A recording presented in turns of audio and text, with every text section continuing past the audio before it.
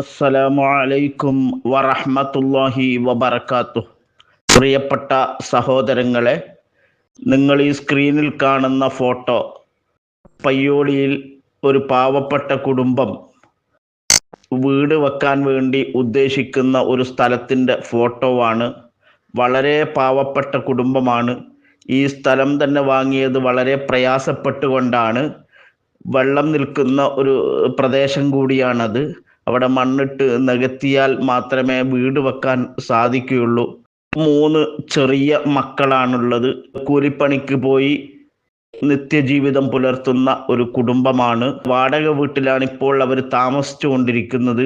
അവിടുന്ന് പോകാൻ വേണ്ടി അതിൻ്റെ ഉടമസ്ഥൻ ആവശ്യപ്പെടുന്നുണ്ട്. അത്രയേറെ ഒരു പ്രയാസത്തിൽ എവിടെ പോകുമെന്നൊന്നും അറിയാതെ വല്ലാതെ വിഷമിച്ച് നിൽക്കുകയാണ്. അവർക്കിപ്പോൾ ഒരു 3 ലോഡ് കല്ല് കിട്ടിയാൽ, അതിൻ്റെ സിമൻറ്റും കിട്ടിയാൽ അവർക്കൊരു അടിത്തറ പാകാം എന്ന ആഗ്രഹമുണ്ട്. അതിൻ്റെ മുകളിൽ എന്തെങ്കിലും വെച്ച് കെട്ടിയിട്ട് താമസിക്കണം എന്ന് ആഗ്രഹിക്കുന്നുണ്ട്. അതെത്രയും പെട്ടെന്ന് തന്നെ നടക്കേണ്ടതുണ്ട്. കാരണം വാടക വീട്ടിൽ നിന്ന് ഇറങ്ങിക്കൊടുക്കാൻ ആവശ്യപ്പെടുകയാണ്. കഴിയുന്നവരൊക്കെ നിങ്ങളുടെ സ്വതക്ക ഇതിനു വേണ്ടിയാവട്ടെ. ഇനി ആർക്കെങ്കിലും നേരിട്ട് വന്ന് കണ്ട് ബോധ്യപ്പെട്ട് വല്ലതും ചെയ്യണമെന്ന് ആഗ്രഹിക്കുന്നവരുണ്ടെങ്കിൽ അവർക്ക് ഈ നമ്പറുമായി ബന്ധപ്പെട്ടാൽ, ഗൂഗിൾ പേ നമ്പറാണ്, അതിൽ ബന്ധപ്പെട്ടാൽ ഇൻഷാ അല്ലാഹ് നിങ്ങൾക്ക് വരാവുന്നതാണ്, കാണാവുന്നതാണ്, ബോധ്യപ്പെടാവുന്നതാണ്. വളരെ പ്രയാസം അനുഭവിക്കുന്ന കുടുംബമായതുകൊണ്ട് തന്നെ നിങ്ങളുടെ അകമഴിഞ്ഞ സഹായം, അത് കല്ലായോ പണമായോ സിമൻ്റായോ എങ്ങനെയാണോ നിങ്ങളെ കൊണ്ട് സാധിക്കുക, അതൊക്കെ ചെയ്ത് ഈ പാവപ്പെട്ട കുടുംബത്തെ സന്തോഷിപ്പിച്ച് രക്ഷപ്പെടുത്തണമെന്ന് വിനയപുരസരം അഭ്യർത്ഥിക്കുകയാണ്. സഹായിക്കുന്ന എല്ലാവർക്കും അള്ളാഹു അർഹമായ പ്രതിഫലം നൽകട്ടെ. ഇൻഷാ അല്ലാഹ് എല്ലാ വേദികളിൽ വെച്ചും എല്ലാ നല്ല സദസ്സുകളിൽ വെച്ചും നിങ്ങൾക്ക് പ്രത്യേകം ദുആ ഉണ്ടായിരിക്കും എന്ന് ഉണർത്തി വിനീതൻ അബൂഹിബ അഷ്റഫി പയ്യോളി. അസ്സലാമു അലൈക്കും വറഹ്മത്തുള്ളാഹി. ആത്മീയതയെ അങ്ങ് എതിർക്കുന്ന ആള്, ആത്മീയ വിരോധി എന്നൊരു വിലാസം ചാർത്തി കൊടുക്കുന്നുണ്ട്. അത് ചില ശത്രുക്കളുടെ പ്രചാരണം ഉണ്ടായിരിക്കും.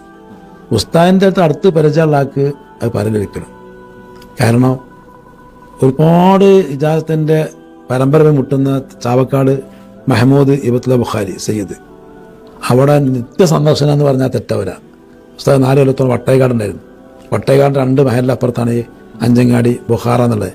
അവിടെ ചെന്നാൽ ഉസ്താദും ഇബത്തുള്ള ഭയങ്കര കമ്പനിയാണ്. കമ്പനിനെ ഇൽമിയ വിഷയങ്ങൾ, കിതാബിലെ വിഷയങ്ങൾ, തഹക്കീമിന് മസലകൾ, തൗലിയത്ത് കാതിനെ പുറത്താകാൻ വിഷയങ്ങൾ, അതിലുണ്ടാക്കുന്ന നല്ല ഹരള വിഷയമല്ലേ. അങ്ങനെ സംസാരിച്ചു കൊണ്ടിരിക്കുമ്പോൾ അവിടെ തന്നെ ഈ കാതിരിയ തൊലിക്കത്തിൻ്റെ വിഷയങ്ങൾ, അതുപോലെ സുമ്മിൻ്റെ ഇജാസത്ത്, ബാക്കി എന്തെല്ലാം അത്ര സംഭവം ഉണ്ടോ ഇതെല്ലാം ഷെഫിനെ കൊടുത്തിട്ടുണ്ട്. ഞാനിങ്ങനെ ആണ് മരിച്ചു പോയാൽ ഇതിന് കൊണ്ടെടുക്കാൻ ആളില്ല, ഇതൊക്കെ ഞങ്ങൾക്ക് തരാം എന്ന് പറഞ്ഞിട്ട് നിരന്തരമായി നമ്മൾ അന്വേഷിച്ചെന്നാൽ കിട്ടാത്തൊക്കെ ആര് കൊടുത്തിട്ടുണ്ട്? ഷെയ്ഖുന കൊടുത്തിട്ടുണ്ട്. ആര്? ഇബത്തുല്ലാ തങ്ങൾ കൊടുത്തിട്ടുണ്ട്. CM വലിയ നല്ല ബന്ധമാണ്.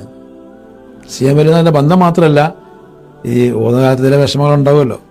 അപ്പോൾ ആ ഒരു വിസ വന്നിട്ട് ഇങ്ങനെ ഒന്ന് ഗൾഫിൽ പോകാനുള്ള അഭിപ്രായം ഉണ്ടായപ്പോൾ ബാപ്പ അന്നേ പറഞ്ഞ്, എടാ ഈ ഇതന്നെ മതി പണി. മൂല അതാ ഞാൻ പറഞ്ഞു. ബാപ്പ ഇപ്പോൾ സാമ്പത്തിക ശേഷിയുള്ള ബാപ്പാറിനെ പറയും, ജീവിതം നടന്ന് എന്ത് ചെയ്യാനാ, കല്യാണം കഴിക്കണ്ടേ, മക്കളുണ്ടാണ്, വീടുണ്ടാക്കണ്ടേ എന്ന് പറഞ്ഞ് നിരന്തരം മാനസികമായിട്ട് പീഡിപ്പിക്കും. ഇത് അത്ര സാമ്പത്തിക ശേഷിയൊന്നുമില്ല ബാപ്പാക്ക്. എന്നാലും ഇജിട്ട കുപ്പായല്ലേ, ആ പണിയെടുത്താൽ മതി, ഗൾഫിക്കൊന്നും പോകണ്ട. ആര്? സ്വന്തം ബാപ്പ. അമ്മോശന് വീടൊക്കെ വേണമെന്ന് പോയി വന്നെങ്കിൽ ഒരു വീടൊക്കെ വേണ്ടേ, ഒരു അർദ്ധസമ്മതം. ഏതായാലും ഇവിടെ പോയി CM വലിയുള്ളാൻ്റെ അവിടെ വന്ന് മൂപ്പൻ്റെ വീട്ടിലാണ് കാണലൊക്കെ, കോഴിക്കോട്. അപ്പോൾ ലൈനിൽ നിൽക്കുമ്പോൾ നിന്ന് അടുത്തെത്തിയപ്പോൾ ഒന്നും പറഞ്ഞില്ല. സലാം പറഞ്ഞപ്പോൾ നന്നായി ദർശനത്തുക, എങ്ങോട്ടും പോകേണ്ടതില്ല. 2 വാക്ക് ചോദിക്കാനത് മുഷാവറ ഞാൻ പോകണം, എന്താ വേണ്ടതെന്ന്. ഗൾഫിൻ്റെ വിഷയങ്ങളോ വിസൻ്റെ വിഷയങ്ങളോ ഒന്നും അങ്ങോട്ട് പറയാതെ, എവിടെ പഠിപ്പിക്കണത് എവിടെ പഠിക്കണമെന്നും ചോദിക്കാതെ സലാം പറഞ്ഞ പാടെ സലാം പറഞ്ഞിട്ട് പറയാം, നന്നായി ദർശനം നടത്തുക, എങ്ങോട്ടും പോകേണ്ടതില്ല. അപ്പം ഇത് കർത്തിബാമോടനായി ഞാൻ എന്ത് പറയണം, ഇവിടുന്ന് തുടങ്ങണമെന്ന് അവിടെ വരെ പോയാൽ മനസ്സിൽ പറയണ്ടേ. പിന്നെ കുറച്ചു നേരം നിന്നപ്പോൾ നന്നായി ദർശനം നടത്തുക, എവിടെയും പോകേണ്ടതില്ല, പോകാം, ഞാൻ നിൽക്കാനും വയ്യാതെ. അങ്ങനെ സി എം വലിയുള്ളതിൻ്റെ ഒരു പിന്തുണ കിട്ടിയ ആളാണ്. ഒരു ദീർഘവീക്ഷണം കൂടിയാണ്. വളരെ അന്ന് ഗൾഫ് പോയിരുന്നെങ്കിൽ മറ്റൊരു ഭാഗമായിരിക്കും. തീർച്ചയായും ഇപ്പോ ഈ രംഗത്ത്, ആത്മീയ രംഗത്ത് ഒരുപാട് ശിഷ്യന്മാരും ഷെയ്ഖുന അന്നെങ്ങാനും ഈ വിസന്റെ കഥ വെച്ച് പോകണമെങ്കിൽ ചിലപ്പോൾ നല്ല സമ്പന്ന ആകും. നമുക്ക് ഈ ഉമ്മത്തിന് മൊയ്യുസുന്ന അവസ്ഥ ഉണ്ടാവില്ല. ഈ ഉമ്മത്തിന് ഇങ്ങനെ മൊയ്യുസുന്ന അവസ്ഥ നഷ്ടപ്പെട്ടാൽ ഉസ്താദ് ശിഷ്യന്മാരായിട്ട് കേരളത്തിലും കർണാടകത്തിലും തമിഴ്നാട്ടിലും മഹാരാഷ്ട്രയിലും വിദേശ രാജ്യങ്ങളിലൊക്കെ ചെയ്യുന്ന ഇൽമിയായ സേവനങ്ങൾ, സ്ഥാപന സംഭവങ്ങൾ അതൊന്നും ഉണ്ടാവില്ല. ഉസ്താദ് പണക്കാനായി ബിസിനസ്സാനെ പോവും. അതിനാരെ തടയിട്ടു. സേവനാട് എങ്ങോട്ടും പോകേണ്ടത് ദർശനത്താണ്. അത് നല്ലൊരു കനള വാക്കാണ്. അതുപോലെ സി എം വലിയുള്ളാന്റെ ശത്രുവാണ് പൊന്മസ്താൻ വരെ ആ രൂപത്തിൽ പ്രചരിപ്പിക്കും. ഇത് ഉസ്താൻ അനുഭവ.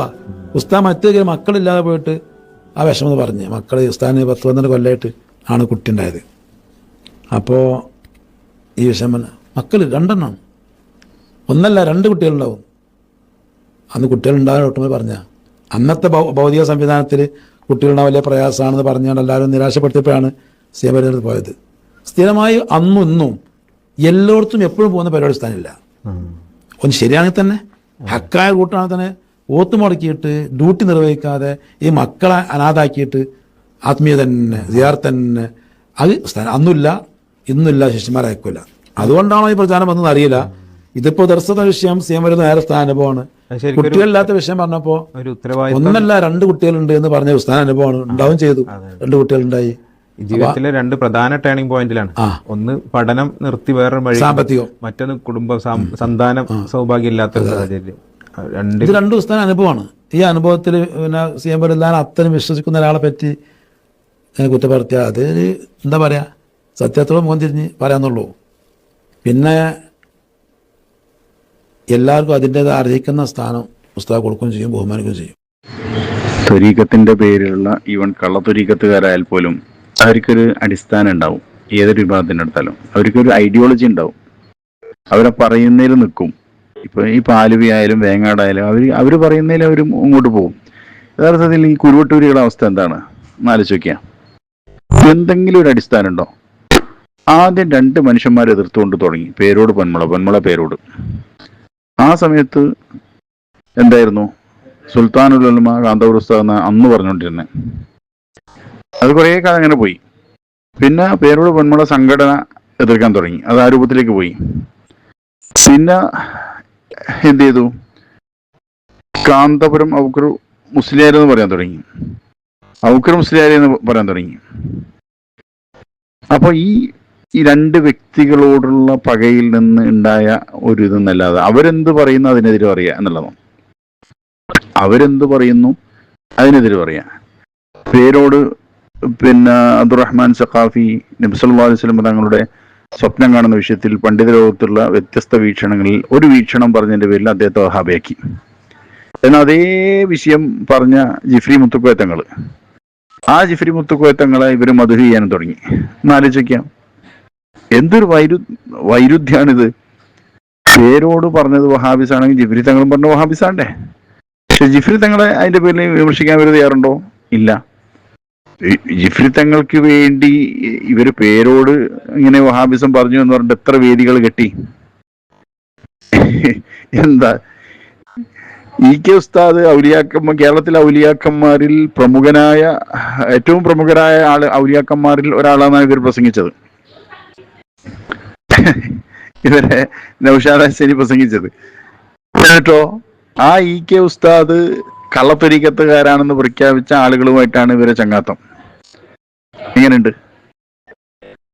ഇവർ ഏതെങ്കിലും ഈ പിന്നെ വ്യാജ ശരീഅത്ത് എന്ന് പറയുന്നത് പോലെ ഇവർ കള്ളത്തൊരീക്കത്തുകാർക്കെതിരെ ഇവർ എത്ര സ്റ്റേജ് ഈ കാലം അത്രയും 2013 മുതലേ എത്ര കുറെ കാലം 10-13 കൊല്ലമല്ലേ ഈ ബാണ്ടവും തൂക്കിയിട്ട് പോന്നു.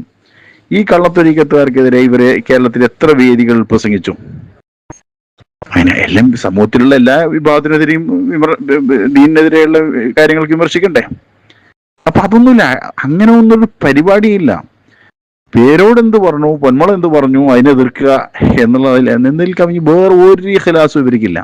ഞാൻ ചോദിക്കട്ടെ, ഇവർ നിഷ്പക്ഷരാണ് എന്ന് തോന്നിയ, അല്ലെ ഇവർ സുന്നി ബോധമുണ്ട് എന്ന് തോന്നിയ എത്രയോ ആളുകൾ പിന്നെ എ.പി. ബാദിലുണ്ടായിരുന്നു, ഇ.കെ. ബാദിലുണ്ടായിരുന്നു, ഇരു സംഘടനകളിലും പെടാത്ത ആളുകളുണ്ടായിരുന്നു.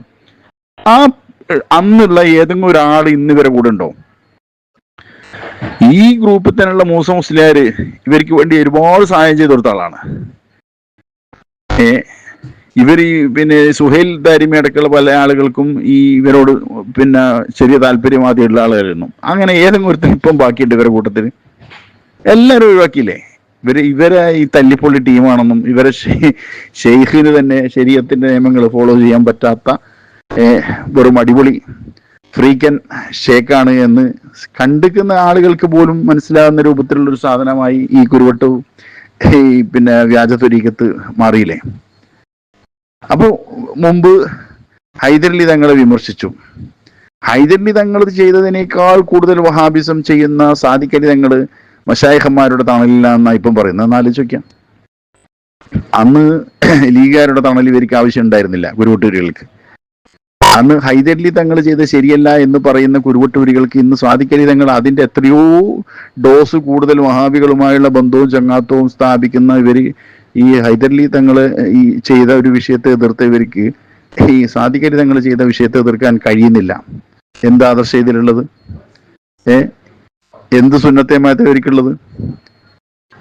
അതിലുള്ള 3-4 ആളുകൾക്ക് അവർക്ക് ഒരുപക്ഷെ ഇത് ഉപജീവന മാർഗമായിരിക്കും. പക്ഷെ ഇവർക്ക് വേണ്ടി പണിയെടുക്കുന്ന കുറച്ച് സോഷ്യൽ മീഡിയയിലുള്ള സാധുക്കളുണ്ടല്ലോ, അവരാലോചിച്ചിട്ടാണ് നമുക്ക് സങ്കടം തോന്നുന്നത്. കാരണം അവര് ചോര നീരാക്കി അധ്വാനിച്ച് സ്വന്തം അധ്വാനിച്ച് ഇവർക്ക് വേണ്ടി പണിയെടുക്കുകയാണ്. ഇവർക്ക് വേണ്ടി കൂലി എന്താ പറയണ്ടേ, ചാവേറുകളായി മാറുകയാണ് ഇവർ ചെയ്യുന്നത്.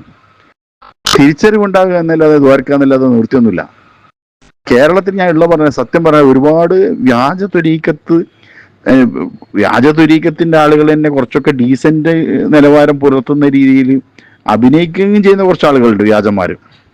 ഇവർക്ക് അഭിനയിക്കാൻ പോലും അറിയില്ല. ഞങ്ങൾ വ്യാജനാണ് എന്ന് പരസ്യമായിട്ട് ജനങ്ങളുടെ മുമ്പിൽ തുറന്ന് പിന്നെ കാണത്തക്ക രീതിയിലാണ് ഇവരെ പെർഫോമൻസ്. എന്നാലോചിക്കുക. അല്ലാ, ആലുവ ഷെയ്ഖ് പടച്ചവനാണെന്നോ അല്ലെങ്കിൽ ഈ പറയുന്ന വേങ്ങാട് ഷെയ്ഖ് പടച്ചവനാണെന്നോ അവരെ മുരീദന്മാർ പോലും പറഞ്ഞിട്ടില്ല. പക്ഷെ അങ്ങനെ പടപ്പുകളെ തന്നെ പടച്ചവനെന്ന് വിളിക്കുന്നതിൽ തെറ്റില്ല എന്ന് പറയുകയും അതിനെ ന്യായീകരിക്കുകയും അതിനായ തോതുകയും അതിനെ ഹദീസ് ദുർവ്യാഖ്യാനം ചെയ്യുകയും ചെയ്യുന്ന പണിയെടുക്കുന്ന ഇവന്മാരെ പറ്റി എന്ത് ചർച്ച ചെയ്യാനാണ്? വളരെ കഷ്ടമാണ്. ഇവരെ അവഗണിച്ച് വിടുക എന്ന് പറയാനുള്ളൂ. അവഗണിച്ച് വിടുക. ഇവർ മറുപടി പറയും തോറും ഇവർക്ക് എന്താണ്, ഇവർക്കൊരു ഞങ്ങളെന്തോ സംഭവമാണെന്ന് തോന്നലാണ്. ഇത്ര തല്ലിപ്പൊളി ടീം ഈ വ്യാജന്മാരെ കൂട്ടത്തിൽ പോലും ഞാൻ കണ്ടിട്ടില്ല ഉള്ള പറഞ്ഞാൽ. ഇത്തരം വാർത്തകളും വിശേഷങ്ങളും അറിയാൻ ഞങ്ങളുടെ ചാനൽ ഉടൻ തന്നെ സബ്സ്ക്രൈബ് ചെയ്യുക, ലൈക്ക് ചെയ്യുക, ഷെയർ ചെയ്യുക. ജനങ്ങളിലേക്ക് എത്തിക്കണമെന്ന് നിങ്ങൾ ആഗ്രഹിക്കുന്ന വാർത്തകളും വിശേഷങ്ങളും പ്രമുഖരുടെ പ്രഭാഷണങ്ങളും ഞങ്ങളുടെ വാട്സപ്പ് നമ്പറിലേക്ക് അയച്ചു തരിക. നന്മ വളരട്ടെ, തിന്മക്കെതിരെ നമുക്ക് ഒരുമിച്ച് നിൽക്കാം.